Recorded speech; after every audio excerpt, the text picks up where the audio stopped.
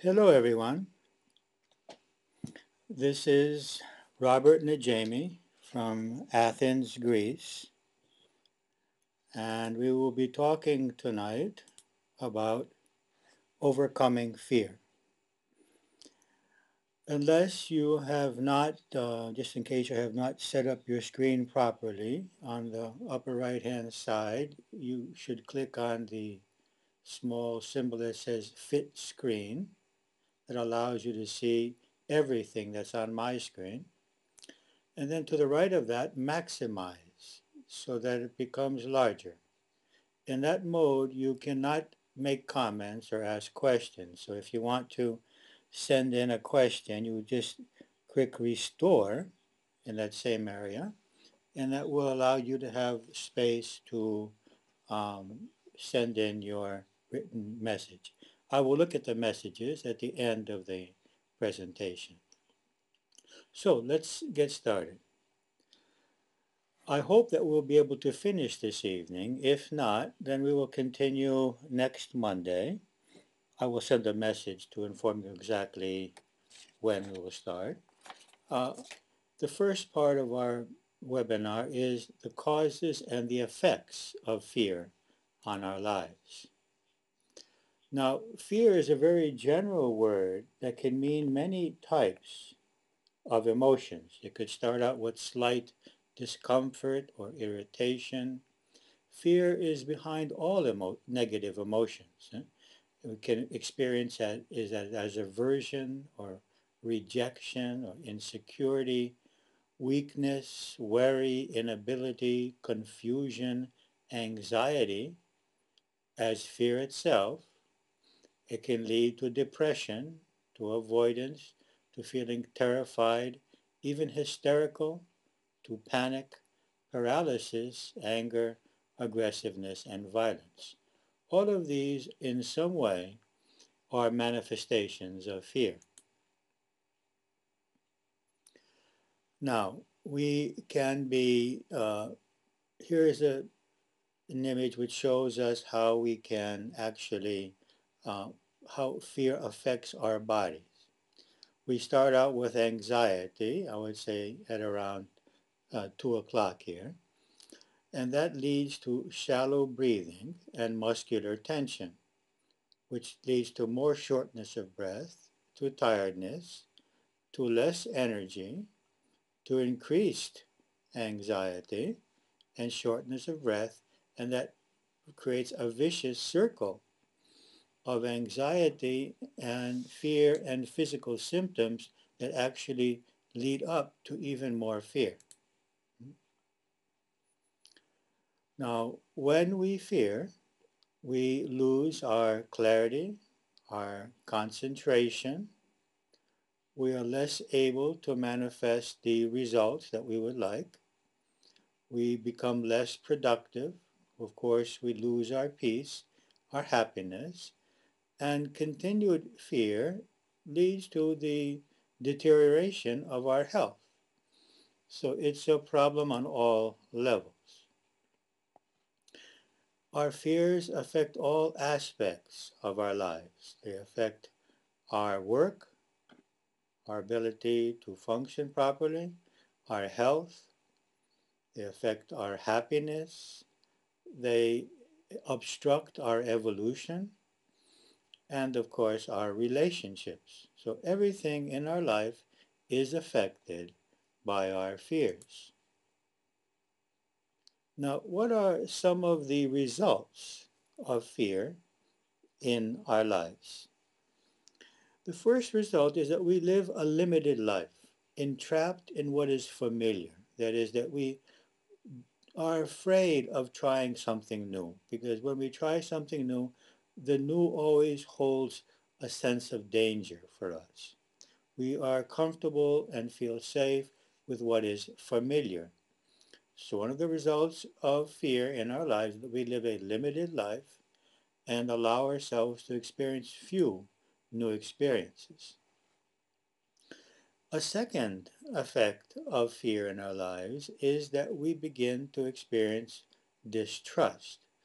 We lose our trust in others, in God, in life, and even in our own selves. This sense of distrust accentuates our fear.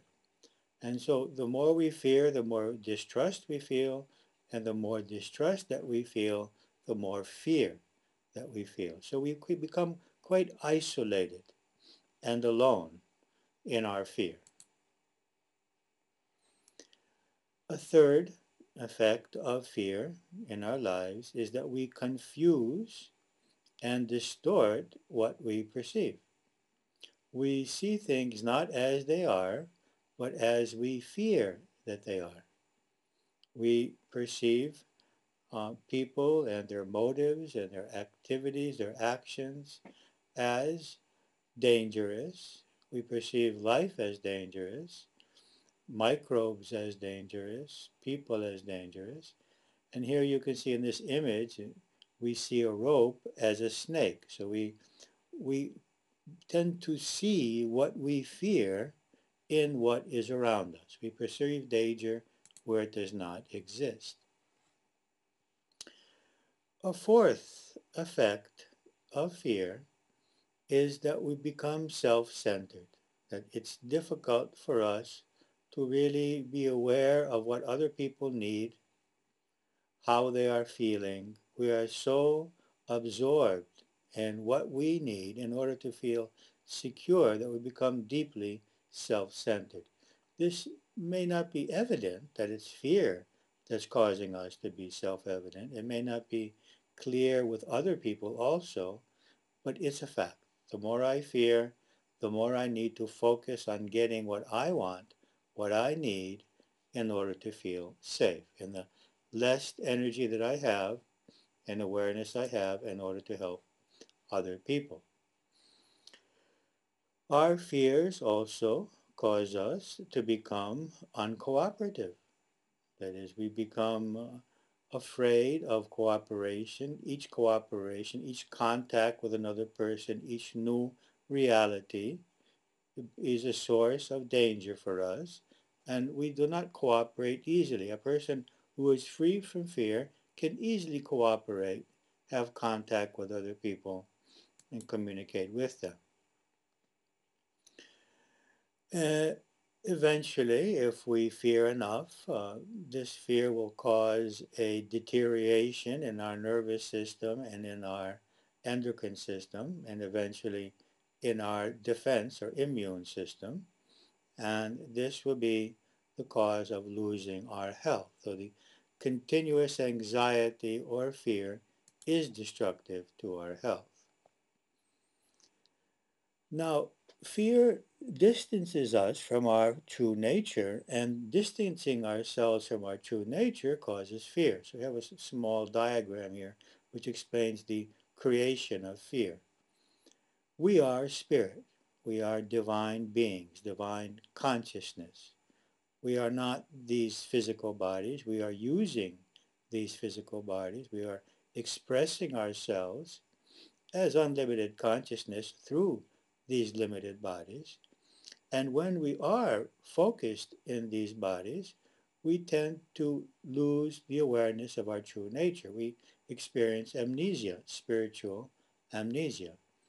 We are not aware of the magnificence and the power, the limitlessness, and the invincibility of our true nature, of our true spiritual nature. And having lost the sense of that, we identify with the body and the mind. Once we do that, and we believe that we are these bodies and these minds, and that our being ends with them, and that our safety ends when they are not safe, or when they are rejected, we begin to fear.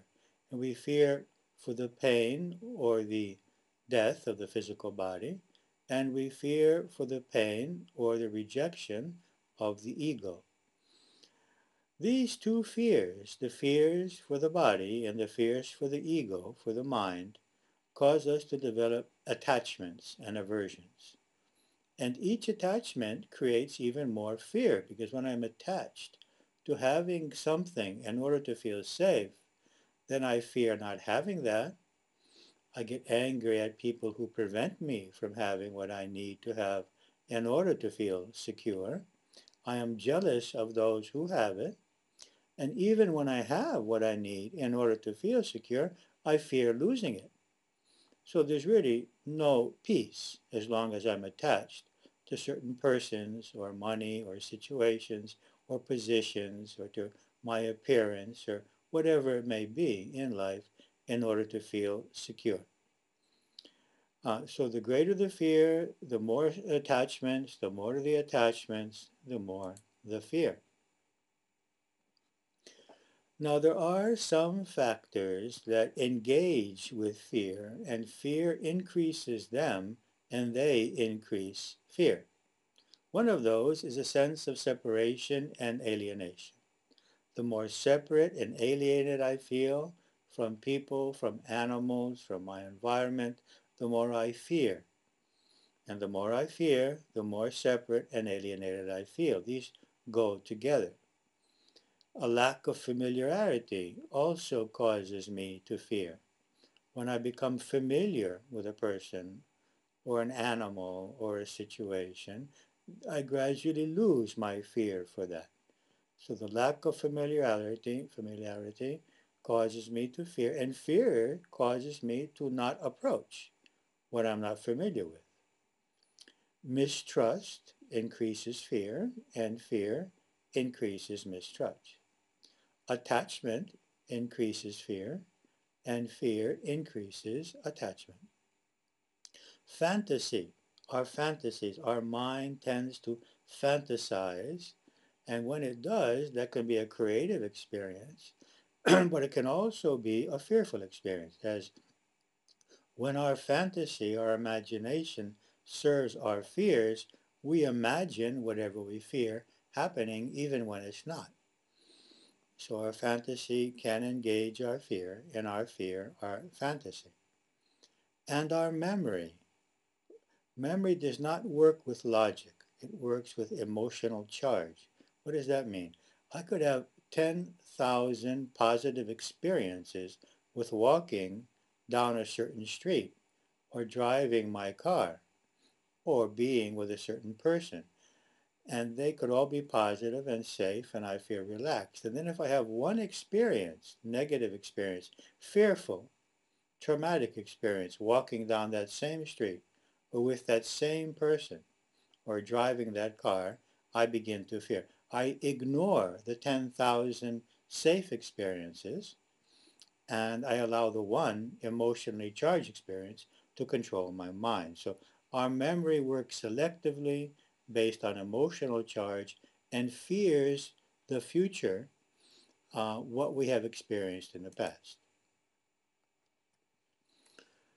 Now, Franklin Roosevelt has said, we have nothing to fear but fear itself. And this is a very high truth.